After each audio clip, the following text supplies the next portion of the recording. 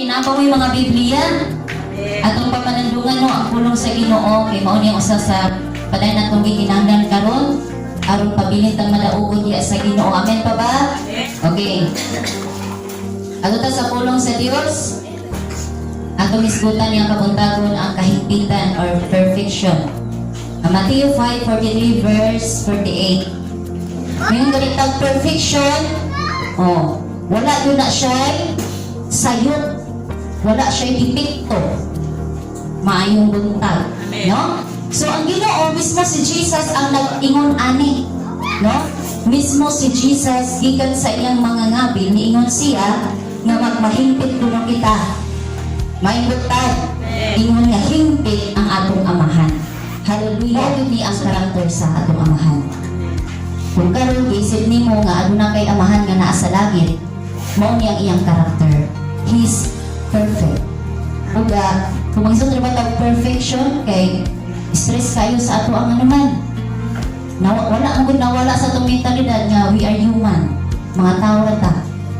No? Mga sayopra, dili ko himpit, dili ko perfect. Daghan yun. Matod pa din daghan yung fault, daghan yung sayop. Daghan yung defect, daghan yung tag mga daog. Pero sa Bible, gitubuan ta sa Ginoo ingon nga ato ni siyang kanang goal. Kabalo mo sa goal, mao yang atong mission, mao yang atong tinguhaon. Nga samtang wala pa takuwaan ni Jesus, samtang wala pa nibalik si Jesus, samtang wala pa kaniuli karon sa langit. Hello, ingon nga ang amahan, no? Padayon siyang nakikistorya sa imong kinabuhi. Gusto niya nga naa kay goal, naa kay desire, naa kay tinuha nga mahimpit ka. Amen. Hello, no? So, dili ang kabuntagon atong aabrihan ang atong unahuna o tagaan natong idea ang atong kinabuhi karon nga usa gyud ning kahimpitan, usa gyud ning perfection nga giingon ni Jesus. No, kay dili man nato pwede ni nga atong laktawan. Dili nato pwede nga atong gision. Kay gali si Jesus ang fulfillment sa tanan nga pulong sa Ginoo. Siya gud ang nagkumpleto. Kay sa Old Testament dili pa daw to enough. No? Tungod kay ang ipahari sa Old Testament is balaod. So, pag-abot ni Jesus, wala na naghihimay balaod, but hihima din niya nga lifestyle ang pulong sa Ginoo.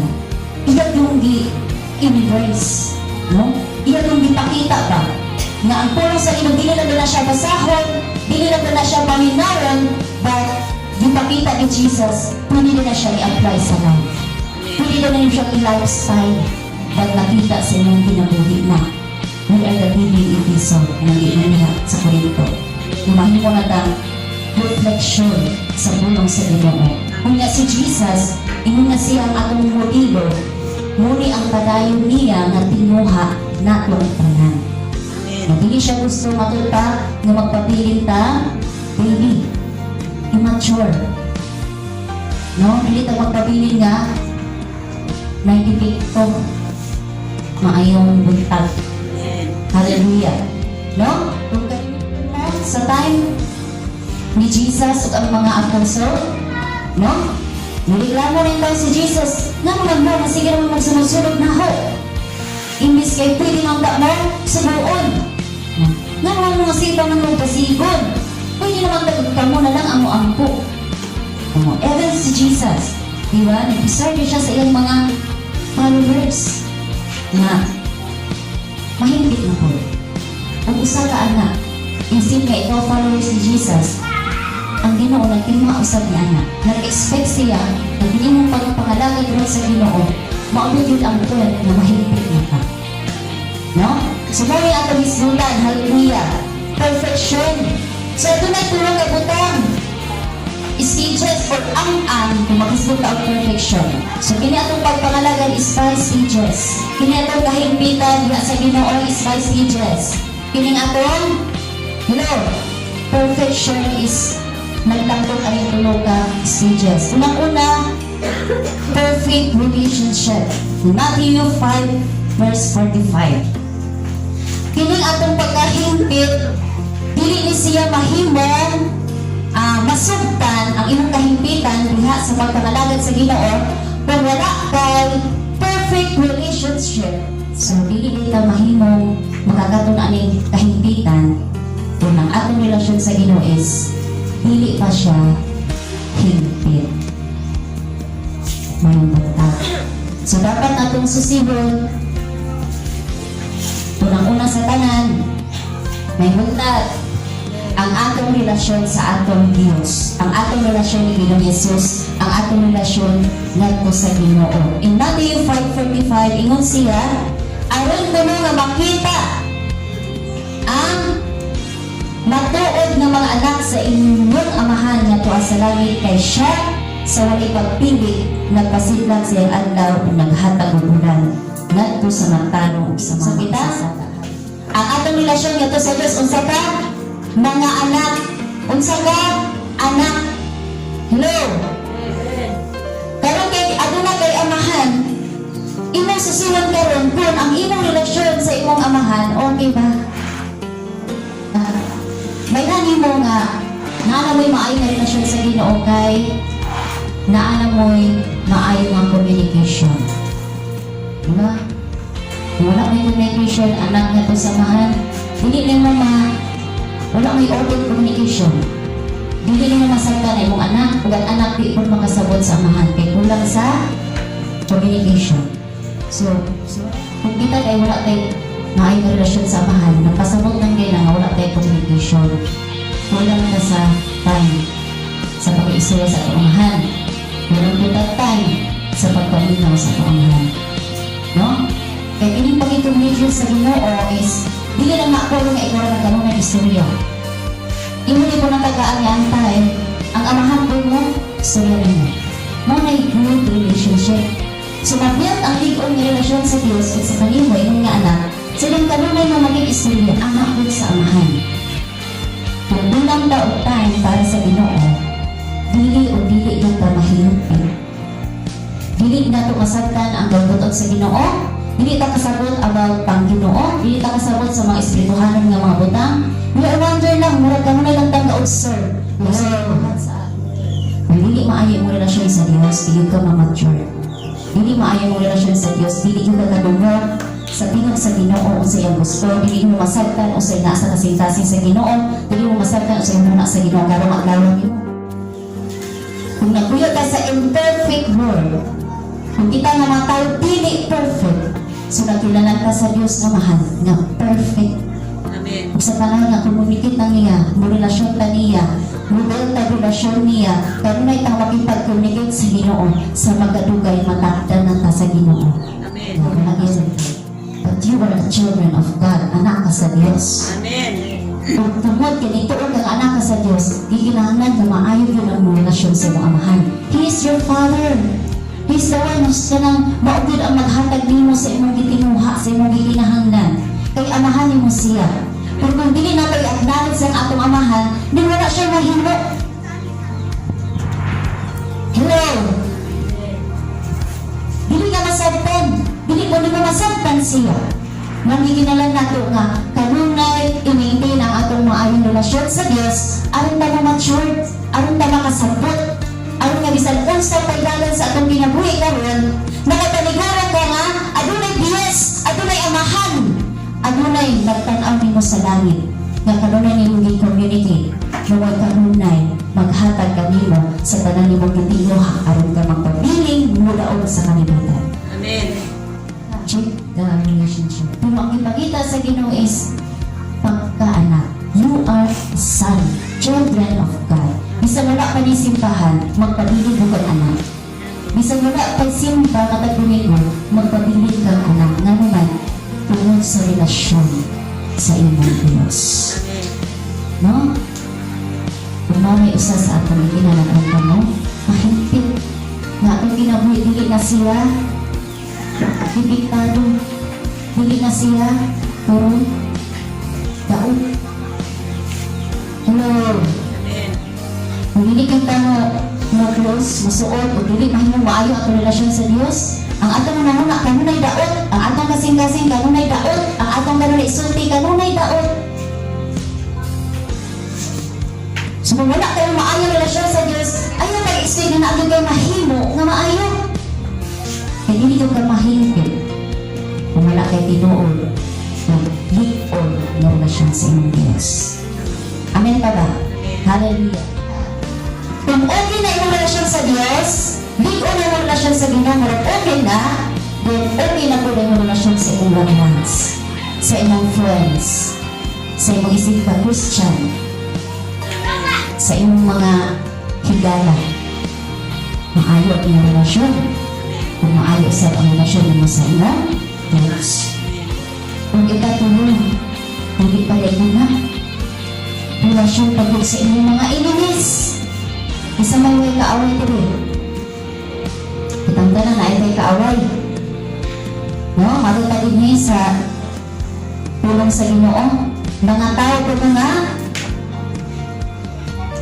nagpasipala. No? Yung mga kaaway. Yung mga tao na nagpasipala kanino. So kung okay na itong relasyon niya sa Diyos, kung okay na po itong relasyon sa atong loved ones, na pala ikatuluan yung kamahigit. The relation of your enemies.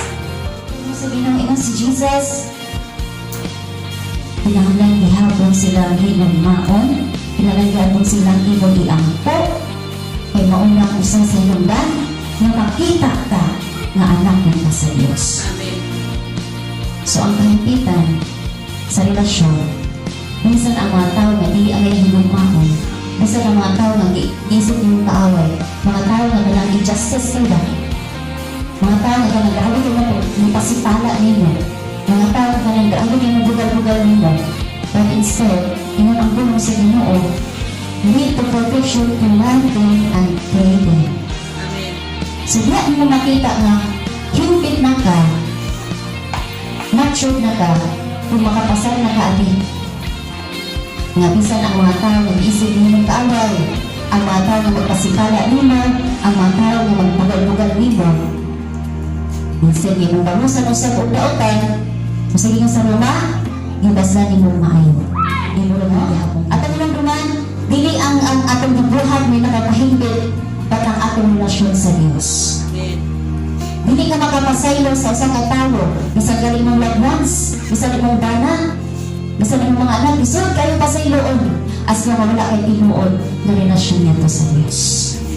So kung maayo ang mga relasyon sa Diyos, pag naudya sa imong mga loved ones, maayo po. Pag abot kami sa mga tao na kanang di ka kasabot, okay lang ityapon ka. It leads mo na mag-leads mo na magpailamin mo nga, you are mature, you are perfect, hingpit na ka. Mga pagdasig sa pulong sa Diyos, 8 and 10, ingon din niya ang pulong sa Ginoo sa Kolosas. Basta magmuni nga dili ka mo matunto sa lipat-lipat sa panghalong kaalam, nagikan sa mga pagtulunan, nagikabiling-bilang sa mga tao o gikan sa mga espiritu na naghari sa kalibutan, apan dili gikan ni Kristo. Kaya ang tibuok nga pagka-Diyos, anak ng Kristo sa iyong pagkatawhanon, o yatagan ka mong hingpit nga kinabuhi niya sa iyong pagkahiusa kaniya, labaw siya sa tanang espiritu. Anong Pangulo? Kung di ko ang atong relasyon ni Kristo ang sabaw, hindi ka ba sila sa kalibungan? No? Bukod-bukod itong mga espiritu na gusto mapuyo ni mo. Isa lang mo siya. Tawagin ang bulong sa Ginoo. Kaya kung magkawat ang bulong sa Ginoo, magbuba ang relasyon sa Ginoo. Kung hindi na ka, papuyan sa Spirit.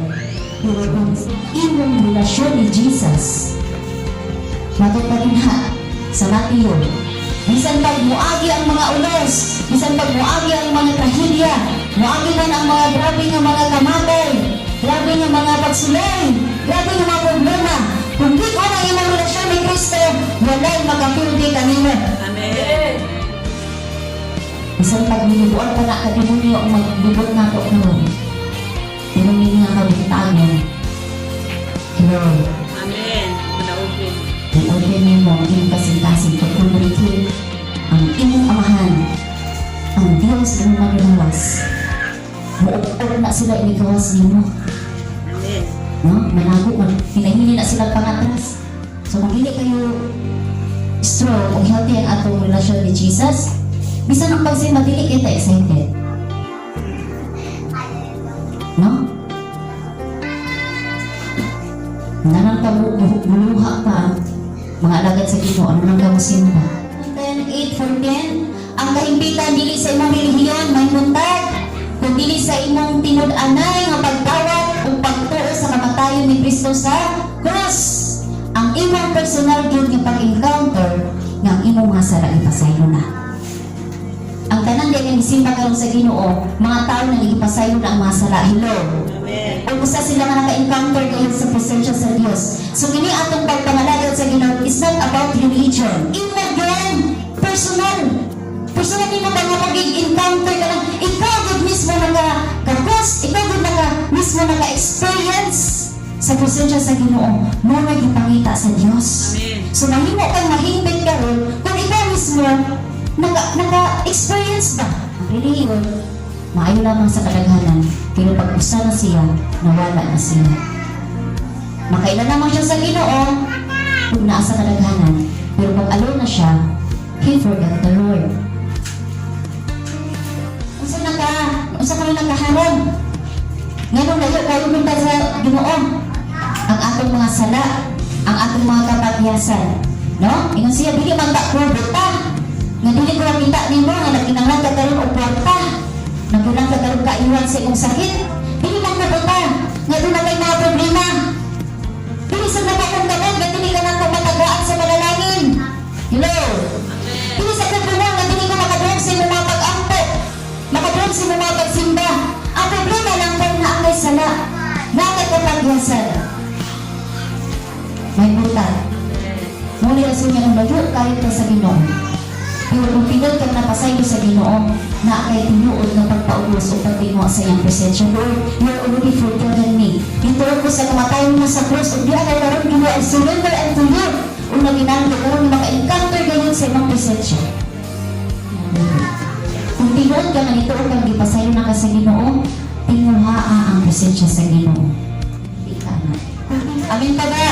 Amen. You are the Son of God. Mga usali siya sa imong pagaling na tinuaon, imong obligasyon, imong nga anak ka sa Dios, na agad personal na encounter na ko sa Dios, pagkain na nagipasayo na ka sa Dios, nituon ka sa kamatayan ng Ginoong Hesus, o imong gidawat ang gibuhat sa Dios sa mong ginabuhi, o niya ka panahon na naginanglan ka nga imong siyang masinati.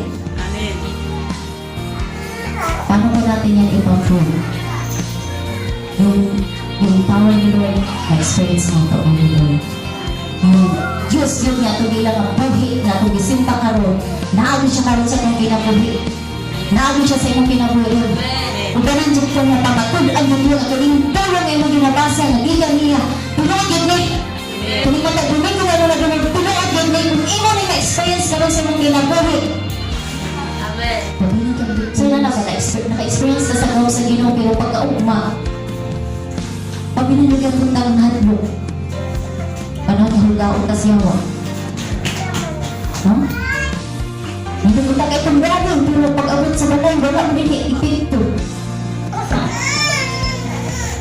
Hello? Mayang buntag!